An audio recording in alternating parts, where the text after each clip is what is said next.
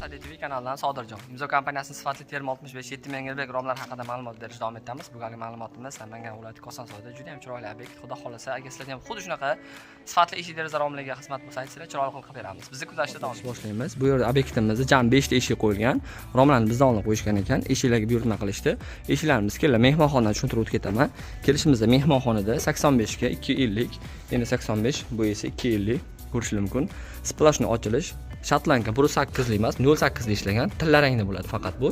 Ruchkasi, stupli kapasit ruchkasi 3 tadan petla ishlagan. Xona ichkarisiga ochilish bo'lgan, juda ham zo'r holatda. Xo'p, bu oynamiz energiya tejovchi titan oyna. Endi esa hovlini bu tomonda ko'ramiz. Nima uchun bu eshikni ochmaymiz? Sababi yaqinda pena sepildi. Qotib olish kerak. Mana bu yerda pena qotgan eshigimiz bor, uni ham ko'ramiz. Xo'p. Asosiy uy holga kirish. Bu tomon yana bitta alohida xona, bu yana bitta alohida mehmonxona qilsa bo'ladi. Bu tomondagi eshigimiz endi keladigan bo'lsak 1.30, bu esa 3.40 atrofida.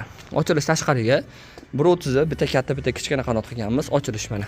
Tashqariga o'tsak, 7.3 sm lik terma 65 qanoti, Stuplen kompaniyasi ruchka mexanizmlari.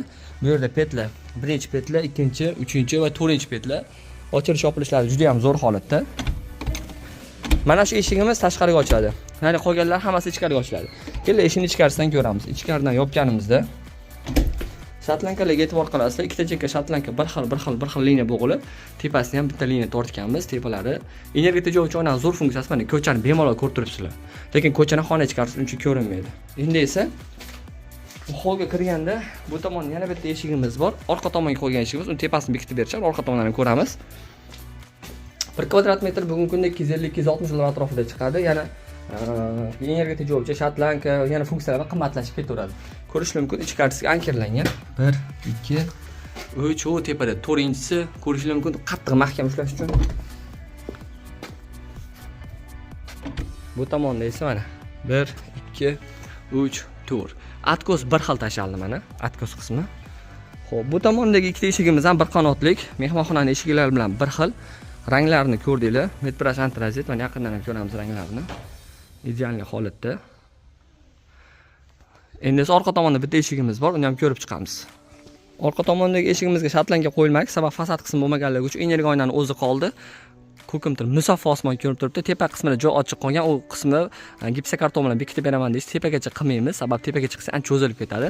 Eshiklarimiz bu ham xona ichkarisiga ochilish. Ichkaridan qulflab qo'yilgan, sababi hali aytgandek pena sepilgan. Endi hozir mana ko'rish mumkin, buni eni 142-145 atrofida, shuning uchun teng qanot qilganmiz. Hali 1.30 ning 1.5 qanot qilingan. Tayyor namuna sifatida. Shu bilan bugungi video ma'lumotimiz tugagan. Agar sizlarga xuddi shunaqa sifatli eshik deraza romlar kerak bo'lsa, bog'lansanglar, chiroyli qilib beramiz. Nima uchun deraza haqida ma'lumot bermayman? Sababi derazamiz qilmaganmiz. Biz eshiklarni oxirida chaqirishdi. Xudo xolasa, deraza, eshik, rom hammasi bo'yicha murojaat qilib, o'zimiz chiroyli qilib beramiz. Bizni kuzatishda davom eting.